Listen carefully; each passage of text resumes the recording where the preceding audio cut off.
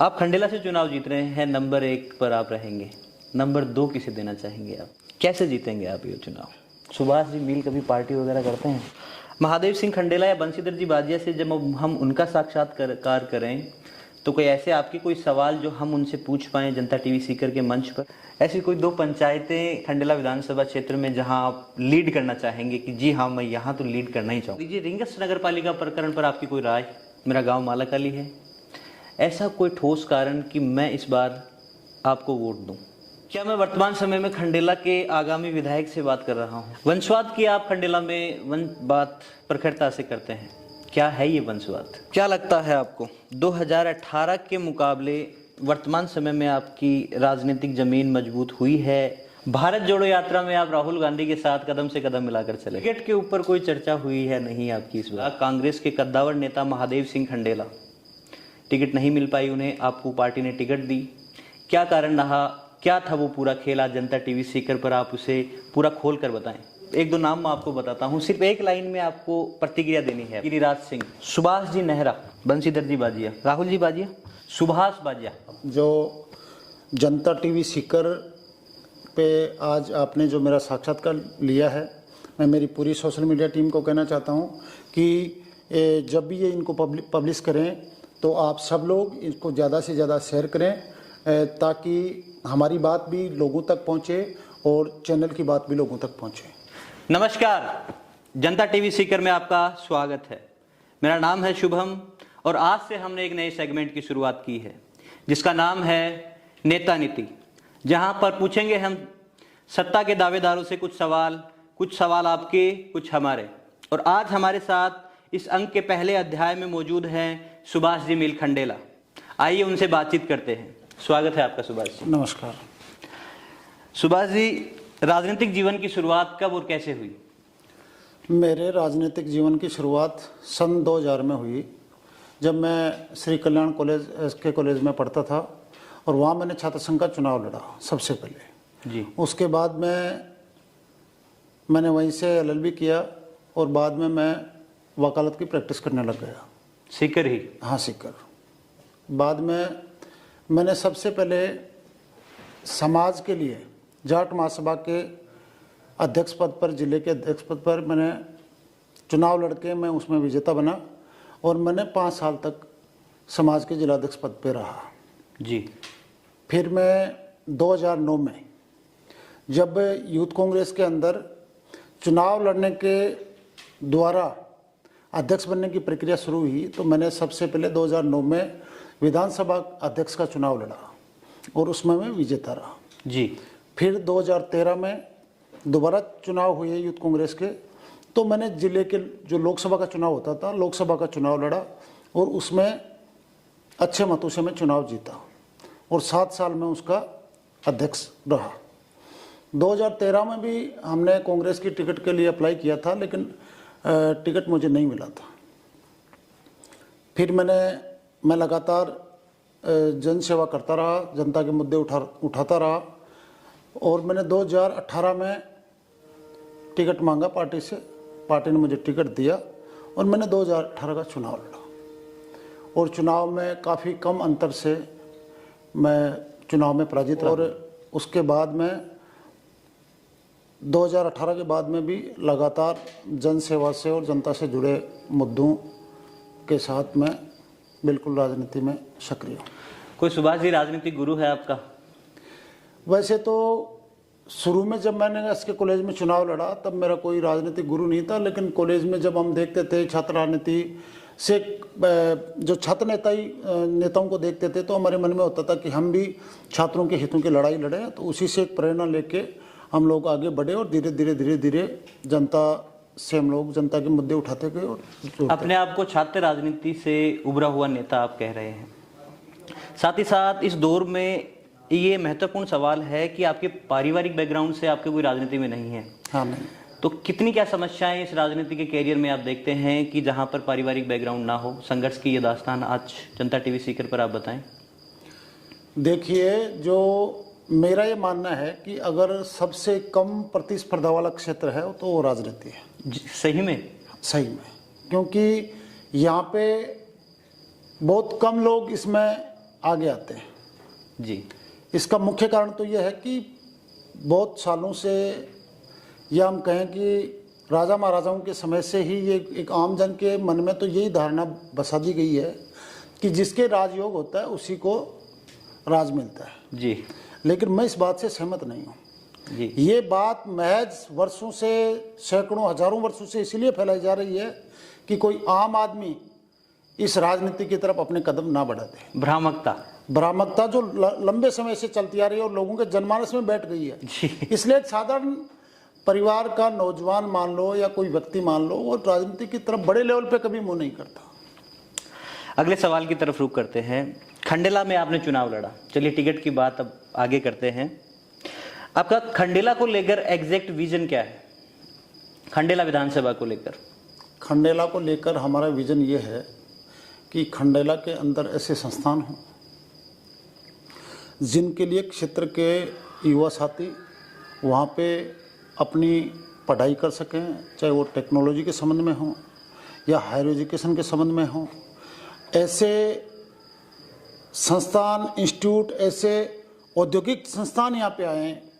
रोजगार क्यों किसी समय में, आज से लगभग 40 साल पहले, 45 साल पहले, 50 साल पहले खंडेला में बहुत से कुटीर उद्योग चलते थे। गोटा उद्योग जिसमें बहुत फेमस होता था। गोटा उद्योग अभी लगभग खत्म होने के कगार पर है। सलेदीपुरा पीपीसीएल में जो खाने चल रही थी, उसके बाद में धीरे धीरे राजनीतिक उदासीनता के कारण, राजनीतिक उदासीनता यहाँ पर पिछले राजनीतिक उम्मीदवारों की वजह से, हाँ, जो पिछले 40 सालों में लगातार देखने को मिल रही है। किसी भी राजनेता ने यहाँ पे इस ओर प्रयास नहीं किए कि यहाँ पे ऐसे संस्थान विकसित हों, ऐसे उद्योग यहाँ पे विकसित हों जहाँ पे स्थानीय लोगों को रोजगार मिल सके। जी।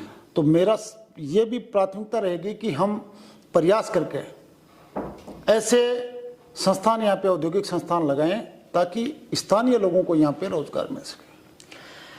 सक्रियता, आप अपने विधानसभा क्षेत्र में काफी ज्यादा कुछ सक्रिय रहते हैं, क्या लगता है आपकी ये सक्रियता 2023 में उलटफेर का कारण बन सकती है? 100%। आज जिस तरीके से लोगों का जो माहौल चल रहा है, जो नए लोग जुड़ रहे हैं, युवाओं की टीम पहले भी अच्छी थी और अब बहुत ज़्यादा अच्छी टीम हमारे पास जुड़ गई है। साथ ही साथ जो पिछले चुनाव में सबसे कमजोरी की वजह थी कि बुजुर्गों का मेरे सर पे हाथ नहीं था, लेकिन इन 4 सालों में बुजुर्गों ने मुझे आशीर्वाद देना शुरू किया है। और आप देखेंगे आने वाले समय में कि चाहे बुजुर्ग हों, बच्चे हों, नौजवान हों, माताएं बहनें हों, सबका आशीर्वाद आपके इस भाई को मिलेगा। 2018 में आपने जो टिकट का जो वितरण था कांग्रेस पार्टी का, एक बड़ा उलटफेर खंडेला की राजनीति में देखने को मिला। कांग्रेस के कद्दावर नेता महादेव सिंह खंडेला, टिकट नहीं मिल पाई उन्हें, आपको पार्टी ने टिकट दी। क्या कारण रहा, क्या था वो पूरा खेल? आज जनता टीवी सीकर पर आप उसे पूरा खोल कर बताएं। देखिए, जब टिकट की घोषणा हुई तो बहुत से लोगों को लगा होगा कि सुभाष मील को ऐसे अचानक टिकट मिल गई, लेकिन जब से मैंने कांग्रेस की राजनीति में संगठन के तौर पर 2009 से मैंने काम करना शुरू किया यूथ कांग्रेस के अंदर, फिर मैं जिलाध्यक्ष के पद पर रहा, फिर मैं पीसीसी मेंबर बना जी। तो मैंने 2009 से लेके 2018 तक 9 साल संगठन में मैंने काम किया। ऐसा उस दौरान ऐसा कोई स्टेट नहीं जहाँ पे चुनाव हुए हों और हमारी टीम ने पार्टी के लिए प्रचार करने न गई हो। जी। ऐसा कोई आंदोलन नहीं जिसमें पार्टी ने वो प्रदर्शन रखा हो, आंदोलन किए हों और उसमें हमारी भागीदारी सबसे ज़्यादा न रही हो। वर्तमान समय में के हालात भी लगभग यही है, यही स्थिति है। तो बहुत संगठन में बहुत काम किया। जब 2014 में जब भारतीय जनता पार्टी की सरकार बनी थी और एक समय ऐसा आ गया था कि कांग्रेस का जब नाम लेते थे तो लोग बहुत बड़े तरीके से उसका विरोध करते थे जी। उस समय भी हमने सैकड़ों बार दिल्ली में न जाने कितनी बार यहाँ से बसें ले जाके युवा साथियों के द्वारा हमने केंद्र सरकार के खिलाफ बहुत प्रदर्शन किए हैं, हमने राज्य स्तर पे और केंद्र स्तर। तो यही कारण है कि इतने लंबे समय तक जो राजनीति में यहाँ पे कांग्रेस की राजनीति में जमे हुए थे, उनकी टिकट काट कर एक नौजवान को टिकट दी गई। भारत जोड़ो यात्रा में आप राहुल गांधी के साथ कदम से कदम मिलाकर चले, क्या चर्चाएं रही? हमारी चर्चाएं ये रही कि जो आज राहुल जी यात्रा कर रहे हैं जी, सबसे उस यात्रा का मुख्य उद्देश्य ये है, आज देश में बेरोजगारी बढ़ रही है जी, कोई बोलने को तैयार नहीं है और कोई सुनने के लिए तैयार नहीं। आज महंगाई बढ़ रही है, कहीं कोई बोल नहीं रहा। आज आप देखते हैं कि छोटी छोटी बातों में समाजों में विभाजन हो गया है जी, नफरत द्वेषता बढ़ रही है। इन सब को लेकर कि जब विपक्षी पार्टी चाहे कांग्रेस हो या अन्य पार्टी हो, सबके यही हालात हैं। जब ये संसद में बोलते हैं, संसद में इनको बोलने नहीं दिया जाता। जो संवैधानिक जो पोस्ट हैं वहाँ पे आप अपनी बात रख नहीं सकते जी। सारे जो बड़े बड़े संस्थान हैं जो लोकतंत्र की रक्षा के लिए बनाए गए थे, मीडिया जैसे संस्थान, हाँ मीडिया जैसे संस्थान हो, चाहे आप यहाँ तक कि न्यायालय तक भी इसके दायरे में आ गए हैं जी जी, सब बड़े दबाव के अंदर हैं। कोई भी व्यक्ति, कोई भी नेता अपनी बात कहता है तो उसकी कहीं सुनी नहीं जा रही है। तो इसका एक ही तरीका है कि जब कहीं पे आपकी बात नहीं सुनी जा रही है तो आप सीधे जनता में जाएं और एक बड़े स्तर के ऊपर आप एक मूवमेंट करें। तो राहुल जी ने जो कन्याकुमारी से लेकर कश्मीर तक की लगभग 3700 किलोमीटर की यात्रा, इसमें पैदल यात्रा जी, बड़ी बात है होगी। और इस आज़ाद भारत के अंदर किसी भी राजनेता ने इतनी लंबी यात्रा, राजनीतिक यात्रा नहीं की है। तो ये एक बात बड़ी मुखरता के सामने लोगों की आवाज़ रख रहे हैं। भारत जोड़ो यात्रा सफल हो रही है आपके हिसाब से? हाँ बिल्कुल हो रही है। बहुत लाखों की संख्या में लोग जुड़ रहे हैं। बच्चे, आप देखते होंगे कि किस फोटोज़ भी आते हैं और आते हैं। हाँ ये सही है कि प्रिंट मीडिया में और जो इलेक्ट्रॉनिक मीडिया में इस बहुत कम जगह दे रहे हैं, लेकिन आप धारा की मीडिया हाँ, की बात आप लेकिन सोशल मीडिया में आप देखो तो हर जगह आप देखोगे कि तो हर जगह यात्रा को बहुत बड़ा समर्थन मिल रहा है। मैं 5 दिन यात्रा के अंदर रहा, मैं उसमें लगातार एक दिन का उसमें ब्रेक था और 3 दिन में कंटिन्यू चला। 75 किलोमीटर 76 किलोमीटर के लगभग मैंने साथ में राहुल जी के साथ में यात्राएं की, बहुत सारी बातें भी हुई। तो टिकट के ऊपर कोई चर्चा हुई है नहीं आपकी इस बार? निश्चित रूप से उन्होंने साफ कहा है कि आप पार्टी के लिए काम कीजिए, संगठन में काम करते रहो। पार्टी जो भी नया नौजवान, मेरी बात नहीं है, मेरी बात केवल मेरी बात नहीं कि जो भी नौजवान पार्टी के लिए काम करेगा, जनसेवा के काम करेगा, जनता से जुड़ाव जिसका रहेगा, उसको पार्टी निश्चित रूप से आगे लाएगी। क्या लगता है आपको 2018 के मुकाबले वर्तमान समय में आपकी राजनीतिक जमीन मजबूत हुई है या हालात कुछ वैसे ही हैं? बहुत ज़्यादा। पिछली बार वोटों की कमी नहीं थी, लेकिन जो चेहरे, जो राजनीति में बरसों से जाने पहचाने जो स्थानीय चेहरे होते हैं जी, वो चेहरे नहीं थे। आज जो हमारे कार्यकर्ता उस समय पे थे, आज उनकी खुद की एक आइडेंटिटी हो गई है जी। लोग जिनको हल्के में लेते थे, जिनकी हंसी उड़ाते थे, जिनका मजाक उड़ाते थे। और मैं तो कहता हूँ कि लोग जो गाँव के चौपालों पे जो शर्तें लगाते थे कि जमानत जब्त होगी, 5000 नहीं आएंगे, 3000 नहीं आएंगे, जो भ्रम जो फैलाया गया जिसमें वो लोग कामयाब हो गए। लेकिन आज वही कार्यकर्ता जब गांव में जाते हैं तो लोग उनकी बातों को बड़ी शालीनता के साथ सुनते हैं और उनकी बात को तवज्जो देते हैं। ये तो निश्चित रूप से आज और उस स्थिति में दिन और रात का फर्क है। वंशवाद की आप खंडेला में बात प्रखरता से करते हैं, क्या है ये वंशवाद? ये वंशवाद जो आप देख रहे हैं, चाहे आप बीजेपी में ले लें, चाहे आप कांग्रेस में ले लें जी, यहाँ की स्थानीय राजनीति को आप देखेंगे तो भारतीय जनता पार्टी में भी आज तीसरी पीढ़ी चुनाव लड़ने की तैयारी कर रही है जी। कांग्रेस में दूसरी पीढ़ी पहले भी चुनाव लड़ी है, आज दोबारा चुनाव लड़ने की बात कर रही है जी। तो ये देखिए, इन लोगों ने, आप कोई भी नेता हो, वो ग्राउंड में तब तक बना रहता है जब तक उसके साथ सैकड़ों लोग उसके साथ हर परिस्थिति में साथ होते हैं जी। और इन दोनों राजनीतिक परिवारों के साथ भी ऐसा हुआ है। 500-700 परिवार दोनों तरफ ऐसे हैं जो ये अगर निर्दलीय लड़े तो निर्दलीय साथ रहे, ये पार्टियों में लड़े तो पार्टी में साथ रहे। लेकिन आप देखिए, आज पंचायत समिति की सीट है, खंडेला वो एक कार्यकर्ता की सीट होती है। एक जो लोग पार्टी में काम करते हैं, जो नेता के लिए काम करते हैं, उन लोगों की लिए ये सीट बनी हुई है। पंचायत समिति प्रधान की बात, प्रधान की। आज आप ये देखिए, अब की बार भी जो पंचायत समिति हुई है उसके आपके सामने है। जो कांग्रेस से भी आपने देखा होगा कि 2 जगह से चुनाव इन्होंने लड़ा। बीजेपी में भी इन्होंने जो प्रत्याशी थे उनकी पत्नी ने, उनके बेटे ने, उनके भतीजे ने चुनाव लड़ा। ये अलग बात थी कि सत्ता के दबाव से या कोई भी कारण रहे जी, लेकिन जो सत्ता में थे वो सीट बचा ले गए। लेकिन जो भारतीय जनता पार्टी ने जो 3 उम्मीदवार थे, तीनों को साफ हो गया। आप छोटी से छोटी चीज़ भी किसी व्यक्ति को नहीं देना चाहते। इसी का नाम वंशवाद है कि हर चीज़ मेरे घर में आ जाए।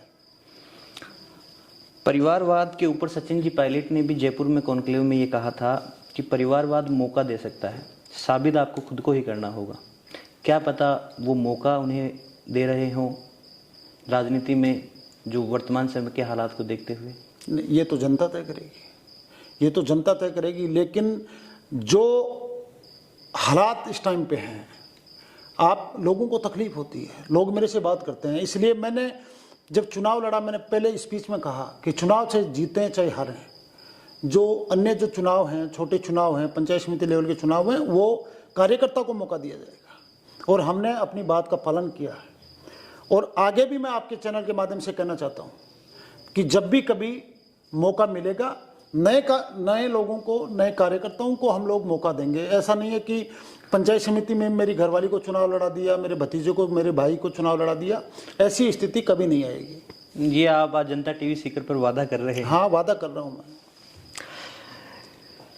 क्या मैं वर्तमान समय में खंडेला के आगामी विधायक से बात कर रहा हूँ? अगर जनता का सहयोग और ईश्वर का आशीर्वाद रहा तो निश्चित रूप से आप बात कर रहे हैं। कैसे जीतेंगे आप ये चुनाव? देखिए, चुनाव जीतने के लिए रणनीति जरूर होती है जी, लेकिन रणनीतियां तभी कामयाब होती हैं जब आप कुछ काम करते हैं, आप जनता के बीच में होती हैं, जनता आपकी आवाज़ बनती है। और पिछले 4 सालों में जो पहले के चुनाव में जो भ्रम बना, आज वो भ्रम दूर हो गया। 4 सालों में लोग एक ही बात करते हैं कि हमें पता नहीं था कि आप इस जगह तक पहुँच जाओगे। आपके इस अटूट विश्वास का कोई कारण, मुख्य कारण कि आप चुनाव जीत रहे हैं?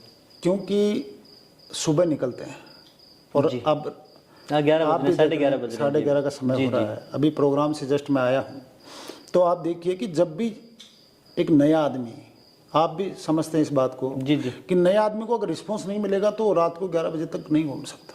सही बात। लोग 11 बजे तक भी इंतजार करते हैं और यही कारण है। हर जगह ऐसा कोई प्रोग्राम नहीं है, ऐसा कोई मूवमेंट नहीं, ऐसी कोई घटना नहीं जिसमें लोग अपेक्षा नहीं रखते हो यार सुबह। हाल ही में अभी गायों के लिए जो चारे की जो घटना है, उसमें भी आप रात्रि को पहुंचे थे, आपके देखे थे सोशल मीडिया पे पोस्ट हमने। देखिए, उस दिन हम खंडेला में शाम को रामनवमी करके और रास्ते में आए तो एक गाड़ी एक्सीडेंट हुई मिली। पहले उसको निकलवाया, घर पहुंचे, गांव वाले भी इंतजार कर रहे थे। जी जी, 2-4 मिनट बात भी नहीं हुई तो सोशल मीडिया पर पता चला कि अभी 1 मिनट पहले आग लग गई। तो हाँ, तो आप दादिया पहुंच हम गए? तुरंत पहुंचे, दमकलों को फ़ोन किया। हम पहुंचे तब तक दमकल पहुंच चुकी थी और हम लगभग 1-1.5 बजे तक वहां तक रहे और फिर वहां से आए। और हमने एक जो नुकसान हुआ उसके लिए पहल मैंने जारी की। सबसे पहले हमने आर्थिक सहायता की घोषणा की। आज ये स्थिति कि वहाँ पे 8-10 लाख रुपए की व्यवस्था हो गई। जी जी, आप खंडेला से चुनाव जीत रहे हैं, नंबर 1 पर आप रहेंगे, नंबर 2 किसे देना चाहेंगे आप? मैं सिर्फ और सिर्फ खुद के लक्ष्य पे ध्यान रखता हूँ। मैं इस बात पे नहीं जाता कि कौन 2 नंबर है, कौन 3 नंबर है। मेरा सवाल पूछने का कारण ये है कि आप सुबह से लेकर शाम तक काफ़ी सक्रिय रहते हैं, ग्राउंड पर रहते हैं, देखने को भी मिलता होगा कि इधर क्या माहौल है। इस वजह से मैं पूछ रहा हूं कि नंबर 2 और नंबर 3 पर आपके हिसाब से इस चुनाव में कौन है? लोगों की एक ही आवाज़ आ रही है कि भाई साहब कोई टक्कर में नहीं है, आप तो मेहनत करो और आप चुनाव जीतोगे। इसलिए मैंने कभी उस बात पे, ईमानदारी से कभी इस बात पे ध्यान भी नहीं दिया। नंबर 2 का तो बता ही दें आप, नंबर 3 का बता दीजिए। चलिए नहीं, मैं वो तो बात भाई आप सीधी सी बात है, 3 लोग यहाँ पे मैदान में हैं। महादेव सिंह खंडेला, बंशीधर जी बाजिया और सुभाष जी मील। तो नंबर 1 पर आप विधानसभा चुनाव में हैं, नंबर 2 पर ग्राउंड पर स्थिति किसकी मजबूत है आपके सामने? दोनों उम्मीदवारों में से आप किसे मजबूत कंटेस्टेड मानते हैं आप अपने सामने? मैं जो आज के जो हालात हैं उसके अंदर निश्चित रूप से इनका काफ़ी लंबा समय से ये लोग राजनीति में हैं, तो बहुत सारी चुनौतियां हैं। दोनों से ही चुनौतियां हैं, लेकिन ये तय मानिए आप कि लोगों की एक ही आवाज़ आ रही है जहां बात भी चलती है, क्योंकि नगर पालिकाओं में कई जगह आपने देखा होगा कि एक लीग से हटकर भी कि कोई तीसरा आदमी प्रभुत्व ने तो दोनों ने गठजोड़ किया, तो लोग ये करें कि अगर दो एक जगह भी हो गए तो आप निश्चिंत रहें, कुछ नहीं होने वाला। आपके हम इतना अटूट विश्वास है आपके? हाँ, इतना अटूट विश्वास। सत्ता में आने के बाद क्या आपके व्यवहार में, ये सक्रियता में या आपकी विधानसभा की मौजूदगी में क्या कभी कोई कमी आ सकती है, या आपका व्यवहार पहले जैसा ही रहेगा? नहीं, कमी नहीं आएगी, बढ़ोतरी होगी। सक्रियता जो आज सक्रियता है उससे निश्चित रूप से आज से अब से बहुत ज़्यादा सक्रियता उसमें बढ़ जाएगी, क्योंकि आपके ऊपर जिम्मेदारियां बढ़ जाएंगी, तो निश्चित रूप से सक्रियता आपको और भी ज़्यादा बढ़ानी पड़ेगी। कार्यकर्ताओं को खुश रख पाएंगे सभी को? बिल्कुल, क्योंकि देखिए जब कोई भी नेता अगर अपने व्यक्तिगत स्वार्थ से ऊपर उठ के और पूरी जनता को अपना परिवार मानता है, तो निश्चित रूप से ये तय मानिए आप कि कार्यकर्ता सब संतुष्ट हैं। मैं स्वयं खंडेला का वोटर हूँ, मेरा गांव मालाकाली है। ऐसा कोई ठोस कारण कि मैं इस बार आपको वोट दूं? आपको एक वोटर के तौर पे मैं यही अपील कर सकता हूँ कि आप मीडिया से जुड़े हुए लोग हैं जी, हर घटना को बड़ी बारीकी से देखते हैं जी, चुनाव भी आपने देखे, चुनाव के बाद के 4 साल भी आपने देखे जी। इन 4 सालों में ऐसी कोई घटना नहीं, ऐसी कोई परिस्थिति नहीं बनी जहां पे लोगों ने ये अपेक्षा की कि इस जगह सुभाष मिल को होना चाहिए और वहां पे मैं ना हूं। जी, सक्रियता। जब भी लोगों ने ये अपेक्षा की ऐसा कहीं पे कहीं किसी के साथ अन्याय हुआ, तो मैं हर जगह मैं बिना देरी किए त्वरित वहां पे पहुंचा। और अब की बार इन 4 सालों में तो ऐसी घटनाएं हो गई जो 100 साल में नहीं हुई। कोरोना जैसी बीमारी, महामारी। आऊंगा मैं, कोरोना पे भी आऊंगा और भी अन्य बातों पर आऊंगा। अगला सवाल मेरा वही था। चलिए, उससे पहले आप ये बता दीजिए, रिंगस नगर पालिका प्रकरण पर आपकी कोई राय? वर्तमान समय में रिंगस में आपको पता है, आप बताइए। न्यायालय ने हरिशंकर जी पीटीआई जी को चेयरमैन घोषित कर दिया, और उसका कारण भी यही था कि जो पहले जो कैंडिडेट थे उनको योग्य घोषित कर दिया। उसके बाद में जब चार्ज लेने की बारी आई, तो चार्ज में अब राजनीतिक कारणों से उसको अटका रखा है। यहाँ के हरिशंकर जी पीटीआई जी के चेयरमैन पद पर ना बैठने की वजह राजनीतिक कारण आप बता रहे हैं? बिल्कुल खुला कारण है, खुला कारण है, सत्ता का दबाव है। मैं खुले सत्ता फिलहाल कांग्रेस की सत्ता है, कांग्रेस की है, लेकिन ये बड़ी दुर्भाग्यपूर्ण बात है कि कांग्रेस से चुनाव लड़ते हुए भी जी आज सत्ता किन्हीं दूसरे के हाथों में। जी, चलिए, ऐसे कोई 5 कार्य बताइए जिन्हें खंडेला में सोच कर करने के बाद में ऐसे थोड़ा मन को ऐसे लगता है कि हाँ, मैंने सुभाष मिल ने इन कार्यों पर काफ़ी वक्त गवाया, काफ़ी अच्छे कार्य किए, तो आपको गर्व महसूस होता हो उन कार्यों को लेकर? जरूर। आप देखिए, कोरोना जब महामारी आई, पूरी दुनिया में फैली जी, और गांव में हम लोग रहते हैं, बस्ती में हम लोग रहते हैं। कोरोना के समय सक्रिय थे आप? कोरोना के समय में जो सक्षम होते हैं उनको तो कोई ज़्यादा फर्क नहीं पड़ा जी, लेकिन हर गांव के अंदर बस्ती में 10 कोरोना इस बार आपको नहीं लगता बहुत कुछ सिखा गया लोगों को? बहुत कुछ सिखा गया, और वो ये भी सिखा गया जो सबक ले सकते थे उनको जनसेवा का करने का तरीका सिखा गया। और हमने, पूरी टीम ने, पूरे विधानसभा क्षेत्र में जो जरूरतमंद परिवार थे, जब कोरोना की पहली लहर आई, घर घर जाकर हमने राशन सामग्री वितरित की, उनकी मदद की, मान सम्मान के साथ। बुलाया नहीं, उनके घर जाके, ताकि उनका सम्मान भी बने और उनकी मदद भी। जी, दोबारा जब कोरोना की लहर आई, हमने अखबार में विज्ञापन दिया कि जिस किसी को भी निःशुल्क सिलेंडर चाहिए, ऑक्सीजन के सिलेंडर, वो हम पहुंचाएंगे। 500 से ज़्यादा निःशुल्क ऑक्सीजन के सिलेंडर हमने लोगों के घरों तक पहुंचाए। जी, तो हमें बड़ी खुशी भी होती है। हम पीछे मुड़ के देखते हैं तो आज वो बीमारी नहीं है, लेकिन हमें मन ही मन खुशी होती है कि आप हम वो लोग कार्य कर पाए। हाँ वो कार्य कर पाए। नंबर 2, आप देखिए, अभी ताज़ा उदाहरण देखिए आप, जो लंपी जो कोरोना जी हाँ, जैसी लंपी में बीमारी सक्रिय जो थे आप, हमने देखा। गायों में आई, अभी भी हमारी टीम काम कर रही है। अगर फोन कॉल आते हैं तो निश्चित रूप से 4,500-5 हज़ार गायों के लिए हमने दवाइयाँ घर जाके वितरित की। जो खुली गायें घूमती हैं उनके लिए अगर किसी ने फ़ोन कर दिया, वहाँ पे भी जाके हमारी टीमों ने 5 जो हमारी मोबाइल टीमें थी गाड़ियों से, वो घर घर जाके उन्होंने गौ माता की सेवा की है।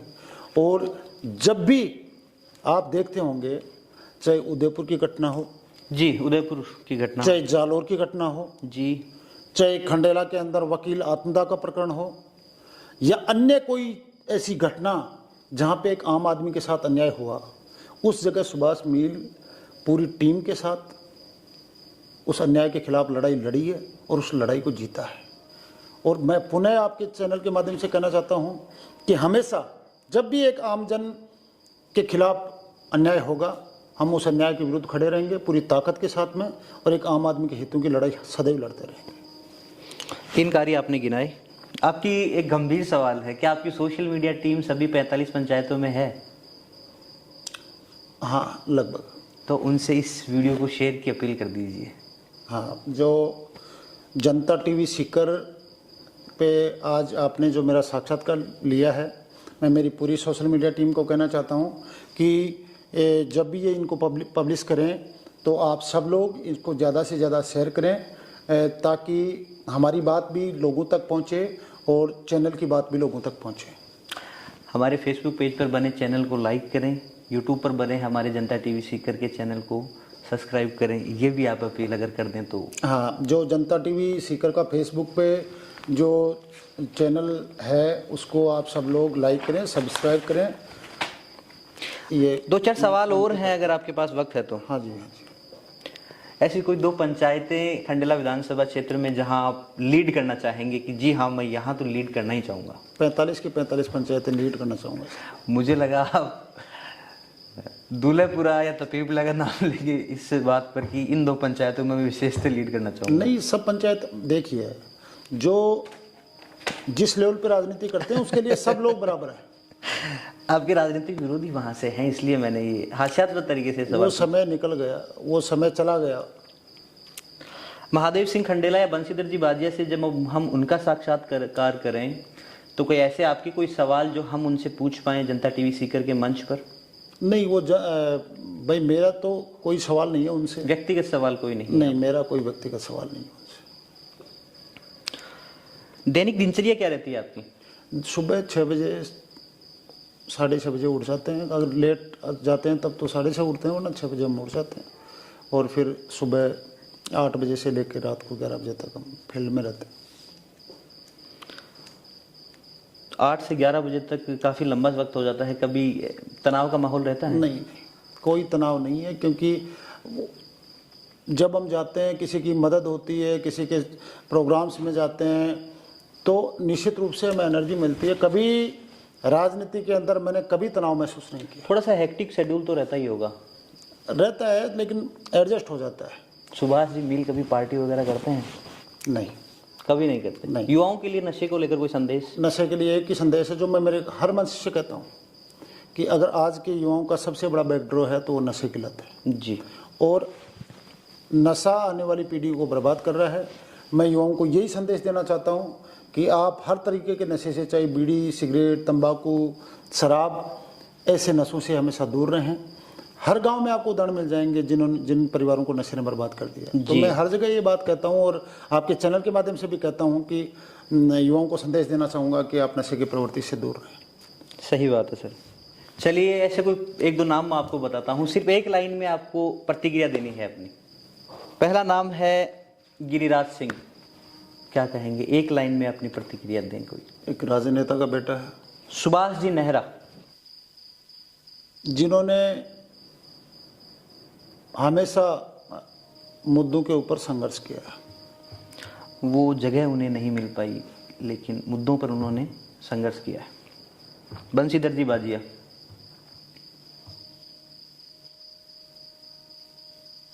जो मोदी जी के परिवारवाद का समर्थन करते हुए खुद के परिवारवाद को बढ़ावा दे रहे हैं।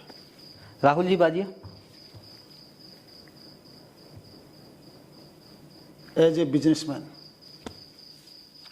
सुभाष बाजिया, जिला परिषद सदस्य, वार्ड नंबर 16 से।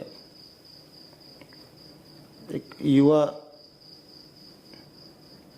छात्र शक्ति से निकला हुआ एक राजनीतिक नौजवान। सुभाष जी, शादी कब हुई आपकी? मेरी 2005 में हुई। 2005 में। Love marriage? नहीं, अरेंज। अरेंज में। लव मैरिज को समर्थन नहीं देते आप? नहीं, उसमें समर्थन या विरोध वाली बात नहीं है, वो तो जो जिसकी मर्जी। आज भाई जो जैसा बच्चे विचार में। हाँ, बच्चे हैं, 2 बेटियां हैं। 2 बेटियां हैं? हाँ जी। बेटे की लालसा नहीं है? नहीं। कितने भाई हैं आप? हम 6 भाई हैं। 6 भाई। तो राजनीति में सपोर्ट करते हैं आपका? हाँ, करते हैं। मैं तो भाई कमाने वाले वो सब लोग। आपका व्यक्तिगत व्यवसाय कोई नहीं है क्या, सिर्फ आपका? नहीं, आप सिर्फ खर्चने वाले हैं सभी भाइयों में? हाँ, भाइयों के हम सब लोग कमांड में हैं, सारे 6 भाई कमांड में। संयुक्त परिवार है आपका? हाँ, संयुक्त परिवार। तो सभी कमाते हैं, आप उड़ाते हैं?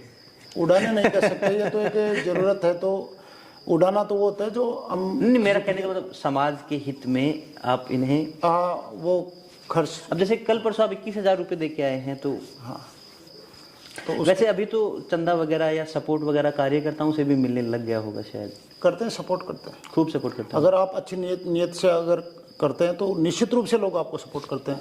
और मैं आपको बताऊं कि 3 महीने पहले मुंबई जैसे शहर में। हाँ, मुंबई का वो वाकया मैं आपसे पूछना चाहूंगा। आप मुंबई गए, उससे पहले भी शायद आप अभी वर्तमान में कर्नाटक लगे हैं, लेकिन मुंबई से पहले भी आप कहीं गए थे शायद? नहीं, मुंबई मैं दिल्ली तो अभी 2 अक्टूबर को गया था। जी जी जी। वो क्या वाकया है, आप यहाँ से मुंबई चले जाते हैं, दिल्ली चले जाते हैं, खंडेला से आप चुनाव लड़ रहे हैं? ये मैं इसीलिए तो मैं आपको कह रहा हूँ ना कि मैं 100% श्योर हूँ।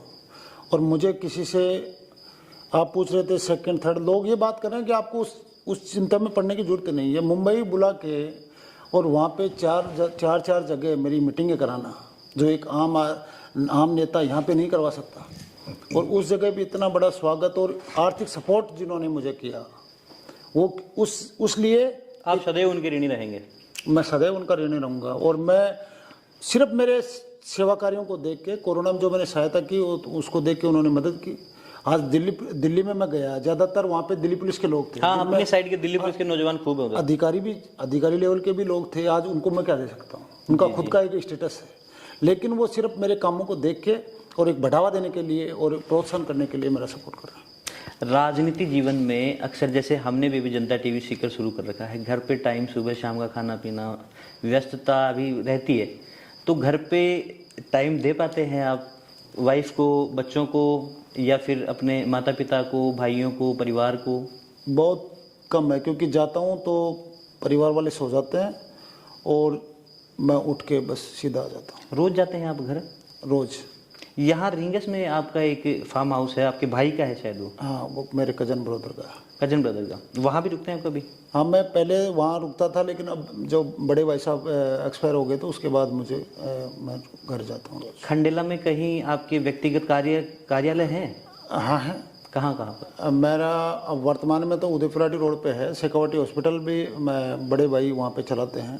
अब शेखावटी हॉस्पिटल खंडेला? हाँ, और अब हमने नया ऑफिस बना लिया जो बन के तैयार हो गया और जिसकी ओपनिंग 1 दिसंबर 2022 को होगी। 1 दिसंबर 2022 को? कहाँ बनाया नया ऑफिस? ये जो आपके पलसाना रोड पे चलते हैं, जो ऊपर जो नई कॉलोनी रावण टिब्बा जिसको बोलते हैं। कुल मिला के इस बार चुनाव जीतने का ठान ही लिया है आपने। कार्यकर्ताओं में कैसा जोश है आपके कार्यकर्ताओं में? कार्यकर्ता मुझसे भी ज़्यादा मेहनत कर रहे हैं। सरगोट साइड में जाता हूँ कभी तो आपके कार्यकर्ता मुझे मिलते हैं, काफ़ी जोश में रहते हैं। क्या कारण है उनका? बस यही कि क्योंकि हर एक साधारण आदमी को बड़ी इजी अवेलेबल मैं हो जाता हूँ, जबकि आज तक का प्रचलन यही रहा कि एक आम आदमी को जनप्रतिनिधि के पास अपनी बात पहुँचाने के लिए बहुत सारे लोगों को लेके जाना पड़ता है, फिर भी अगर उसकी सुनाई हो तो या नहीं। तो कभी वह सत्ता में चुनाव जीत गए तो ये शिकायत तो आपके साथ भी आएगी? नहीं आएगी, कभी नहीं आएगी? कभी नहीं आएगी। यहीं रहेंगे आप? यही जो लेवल है, यही इजी अवेलेबल हर किसी व्यक्ति को मिलना। मैं तो ये कहता हूँ कि मैं अब जनता ने जो मौका देने की ठानी है और ईश्वर का अगर आशीर्वाद हो गया तो इस विधानसभा में ऐसा ऑफिस खुल जाएगा, जो 24 घंटे आम 24/7 हेल्पलाइन नंबर खुला रहेगा वो। क्या मानते हैं, एक थोड़ा गंभीर सवाल है, आपके जो राजनीतिक विरोधी हैं उनके पिछड़ने का सबसे बड़ा कारण क्या मानते हैं? थोड़ा सा राजनीतिक सवाल है ये पिछड़ने का सबसे बड़ा कारण हम नहीं कह रहे हैं, मतलब आप कह रहे हैं कि वो पिछड़ रहे हैं इसलिए राजनेता का सबसे बड़ा, कोई भी राजनेता हो जी, उसके पिछड़ने का सबसे बड़ा कारण यही होता है कि जनता उससे सीधा संवाद नहीं कर पाती, या वो जनता की सीधी बात सुनते नहीं। अभिमान, सीधी सी बात है। उसको हम इस पक्ष में भी ले सकते हैं कि भाई घमंड मान लो। आज आप देख रहे हैं कि किस तरह से एक आम आदमी जाके उनके साथ में, एक मैं कह रहा हूँ कि एक मजदूरी करने वाला, एक खेती करने वाला सीधा आदमी उनसे जाके बात नहीं कर सकता। खेती किसानी पर हमने बात नहीं की खंडेला में। किसान और जवान पर आप सबसे आगे मिलते हैं। जवान की जहाँ बात आती है खंडेला में, देख लीजिए आसपास के क्षेत्र में देख लीजिए, कहीं अगर कोई जवान शहीद होता है तो तिरंगा यात्रा हो, उनकी अंतिम यात्रा हो, प्रखरता से आप बड़े जोश के साथ में उसे वो अंतिम यात्रा में शामिल होते हैं।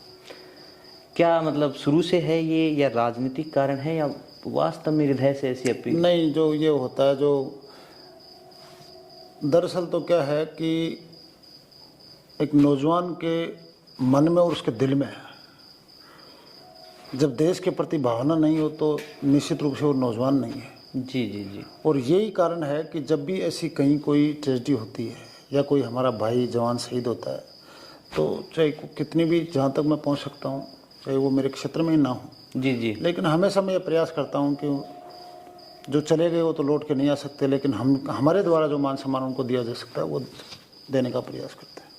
खंडेला में किसानों के साथ भी आप काफ़ी जुड़े हैं, क्या हालात है खंडेला के किसानों के? खंडेला में बेसिकली पानी की, अब जल संकट एक महत्वपूर्ण जल मुद्दा है। संकट हो, बहुत गहरा संकट है। एक पहले परियोजना भी चली थी कुंभाराम करके कुछ ऐसे, लेकिन अभी वो परिणति पे नहीं पहुंची है। क्यों, क्या कारण है उसके? ये उदासीनता। आप ये देखिए, सरकार में कोई भी सरकार हो जी, किसी भी पार्टी की सरकार हो, लेकिन अगर आप किसी चीज़ को सरकार से हासिल करना चाहते हैं तो उसको एक बार, दो बार, 10 बार, 20 बार उसको आप बार बार उसको कहेंगे तो एक मुद्दा बनता है, और मुद्दा बनने के बाद में जो बड़ी स्तर की योजना होती है वो बाहर निकल के आती है। दबाव जिसको हम कह सकते हैं, वो नहीं बनाया गया, वो नहीं बनाया। तो खंडेला क्या प्यासा ही रहेगा? नहीं, 12 महीने बाद में इसका सोल्यूशन भी होगा। 12 महीने बाद में सोल्यूशन कर देंगे आप? बिल्कुल।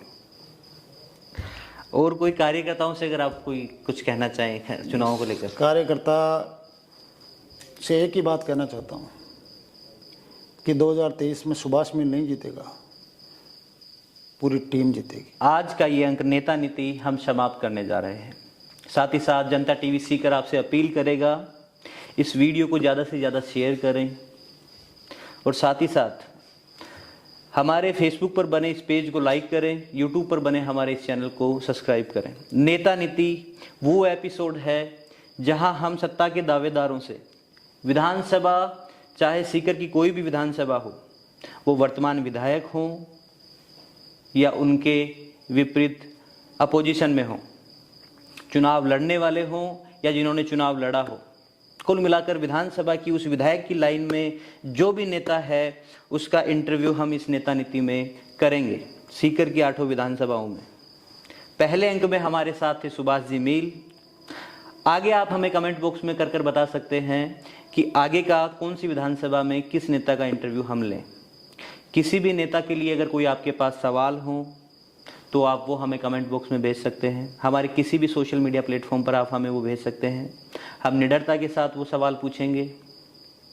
साथ ही साथ आपसे ये अपील है कि इस वीडियो को शेयर करना ना भूलना दोस्तों। साथ ही साथ धन्यवाद सुभाष सिंह मील, आपका भी धन्यवाद। धन्यवाद।